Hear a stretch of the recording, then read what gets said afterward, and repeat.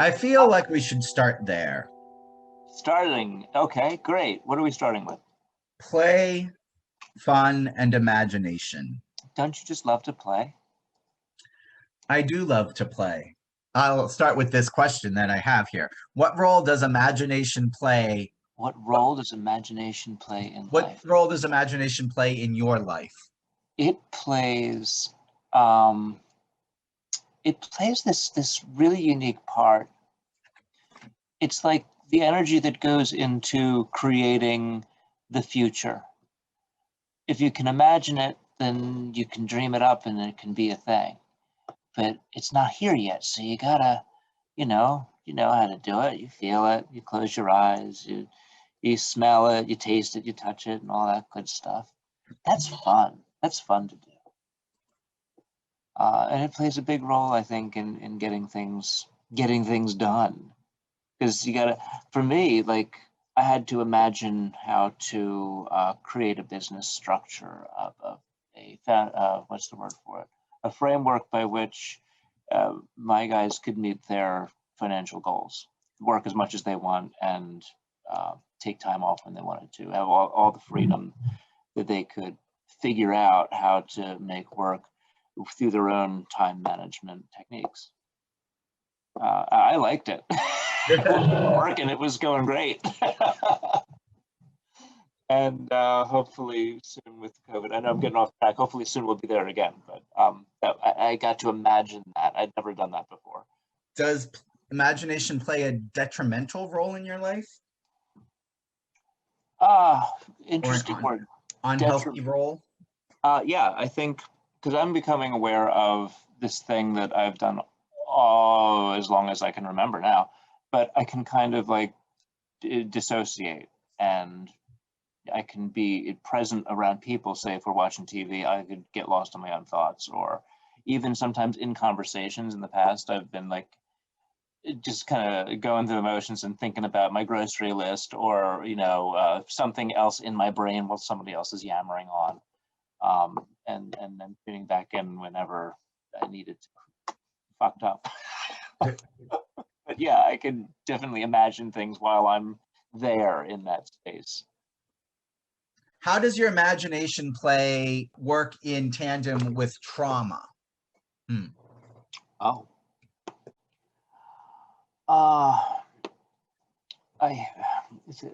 It's kind of a surface response, I think.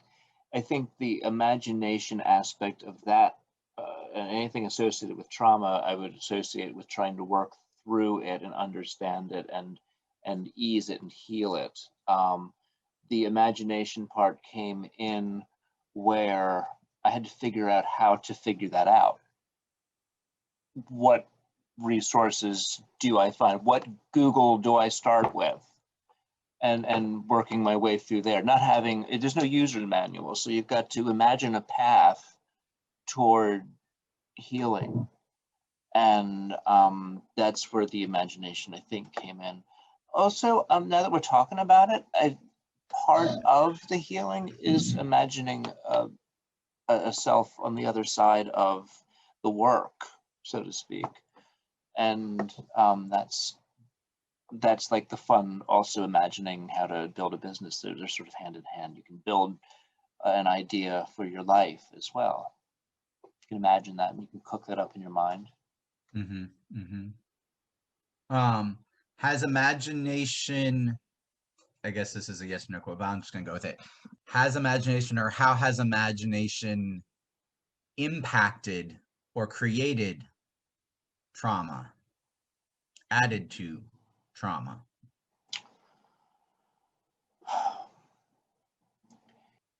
Wow, that's excellent. Because I know that it has. I just have to find the words. I'll just bear with me one moment. It's coming. I'll have some tea. Oh, so will I. In my life, I have shown up. How do I say this? I've used my imagination. How do you put the words to this? Like I sort of believed stuff that wasn't true. or I made stuff up in my mind. I told myself stories around certain subject matters that I believed, but they weren't rooted in that other person's reality. I saw it one way and they saw it another way. And I was fine. I was having a great time living there. But eventually, they could no longer coexist in the same space. So in that regard, I guess my imagination brought about or obfuscated facets of reality that are now bubbling to the surface, if you will, that are now more apparent. I think if that aspect of imagination may have inhibited a more honest interaction with life.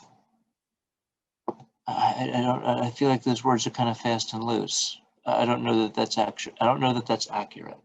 I don't want to blame imagination, but it certainly was something that I relied upon to live that life. But I guess maybe you could call it a life of ego, if you will. It's like a false sense of self and reality. So yeah, the imagination can definitely feed into those energies. Mm-hmm. When is life not lived in imagination? As you had mentioned, sort of imagination is the stories you created, that were not the same as somebody else's. Where we imagine futures, which is planning.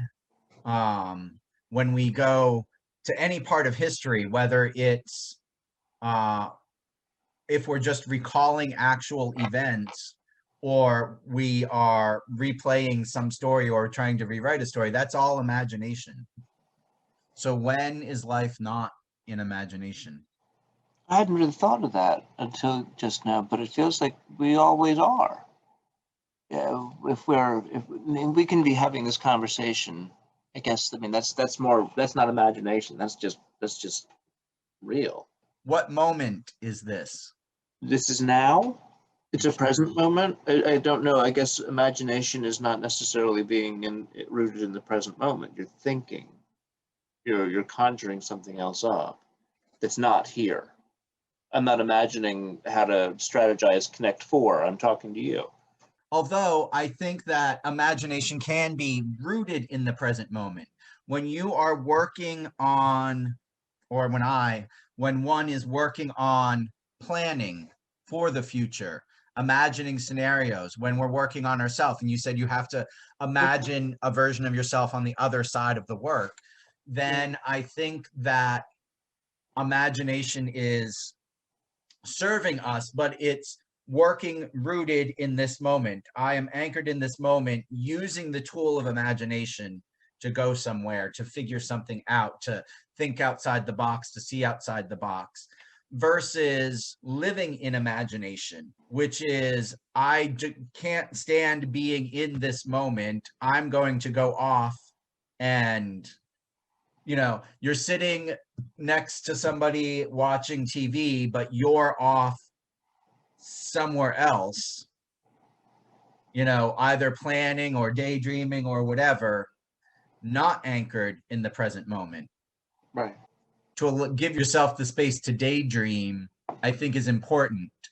But I also think that giving yourself the space to daydream is different than doing one thing and daydreaming about, imagining about something else. Okay.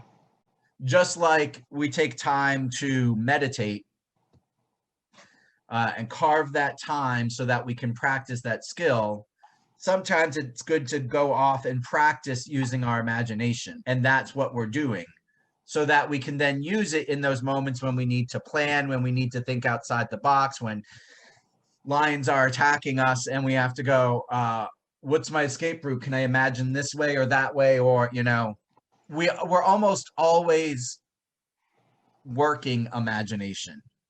It's just a matter of whether we're using it from the present moment, anchored to the present moment, or if we're using it to escape the present moment, and that it's important to have space to use your imagination, which goes to sort of the play and fun aspect. Like for me, art is playing and fun. To do things that are outside of the norm. How do you incorporate play into your day?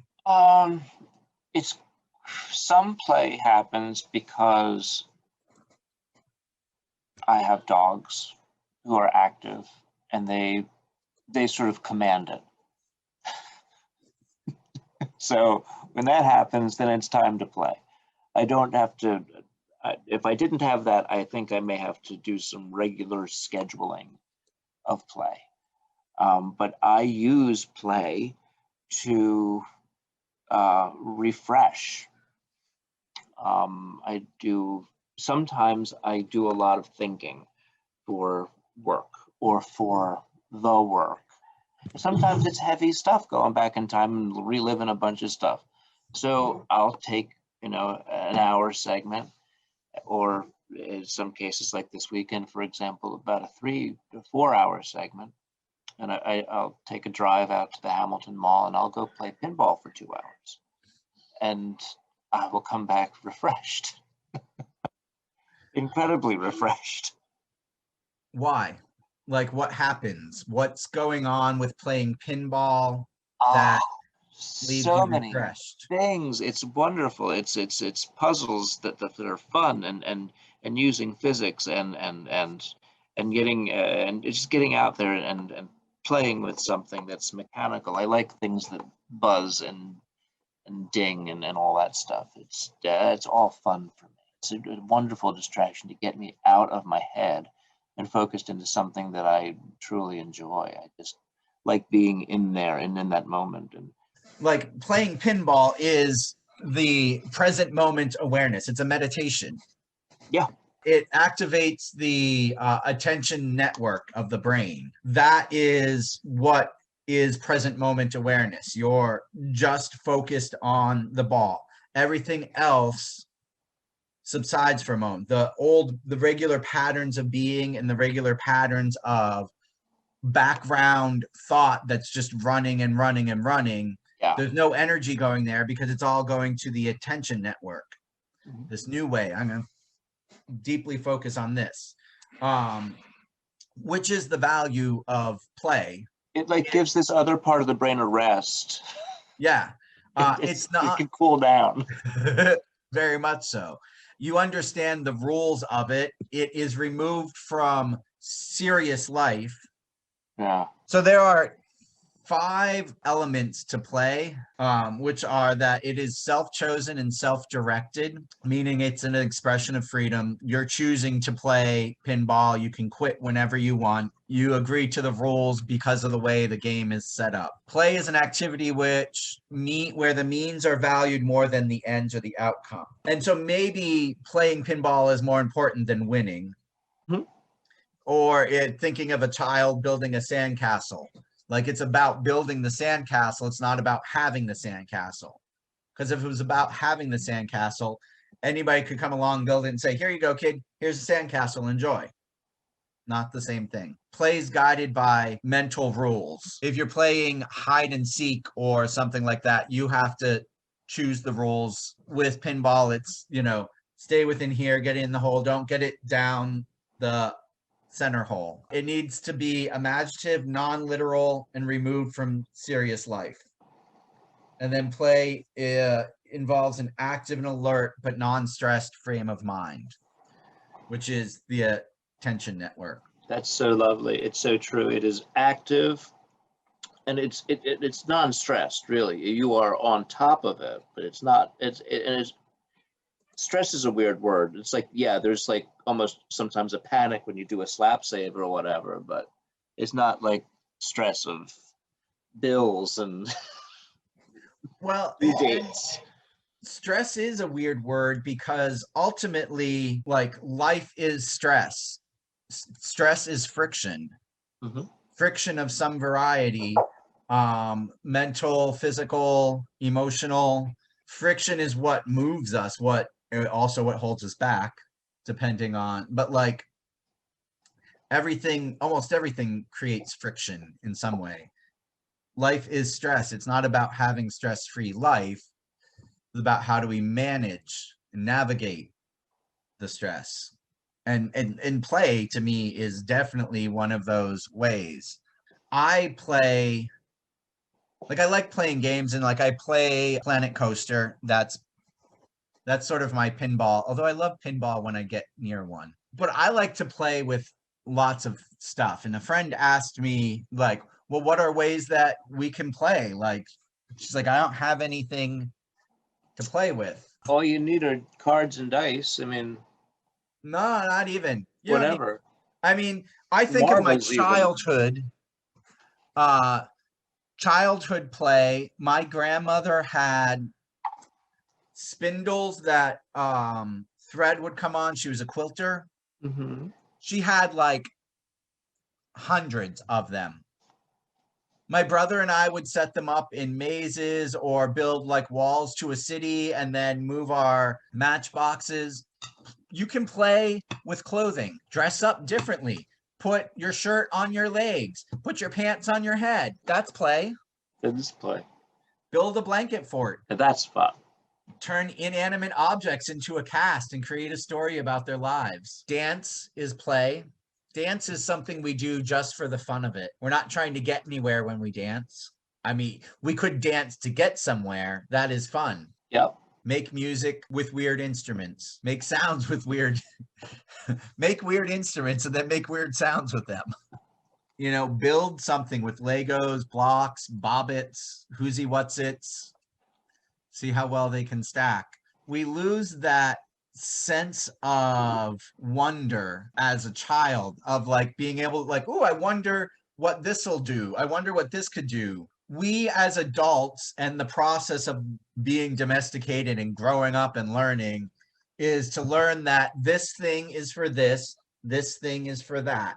And we lose the idea, we lose creativity because we lose imagination. And if we can play with things in our world and find other purposes, other uses, creative uses beyond what it was intended for, imaginative uses, then we expand our capacity, we expand our ability to see opportunity of life when something's coming towards us. And with the current adult model, like, you know, we are so focused in on it being this is a stapler and this is what a stapler looks like, and so this other thing can't be a stapler or can't achieve the same thing because it doesn't look like what I'm looking for.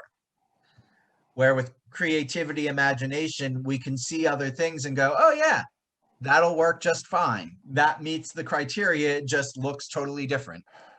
New pathways, new ways of thinking. Yes, definitively. Activating and lighting up different parts of the brain, which again gets us out of the default mode. Jumping back, I like you had said we have to imagine a version of ourselves on the other side of the work that we're doing. And I really like that. There is something to imagination. So going back to imagining good scenarios and then imagining the fearful scenarios, just the imagination of it sends energy waves, electromagnetic waves out into the universe. We attract those things that resonate with that. We impact the people around us by that energy. So being able to imagine, using our imagination for the greater good, for imagining ourselves on the other side, imagining, you know, I think I said yesterday, I'm constantly pulling myself towards the man I intend to be. Like moving towards that imagined Sherwood that's my higher self, which isn't an imagination per se, tapping into, I guess, bringing in the topic of change. I think that some of the best ways for us to change is just to imagine a different future, break the cycle. And part of that is how we're talking to ourselves, imagining a different way of being with ourselves. The key thing for change is this affirmations and visualizing the story I'm creating, visualizing, actively calling forth the Sherwood and the life that I imagine living, so that I'm building the energy of that vibration. Like when we talk about things we love, when we talk about things that bring us joy, that bring us pleasure and fun, we change the way we impact and affect the world around us. And we change the way that our body is responding to us.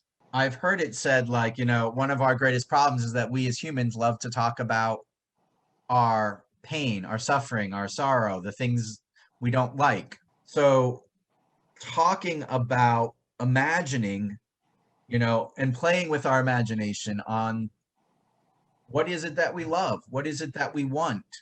Intention, having the intention to do something alone changes us and changes the outcome. Even if we don't get to that intention, we don't hit our mark. It then depends what we do with that.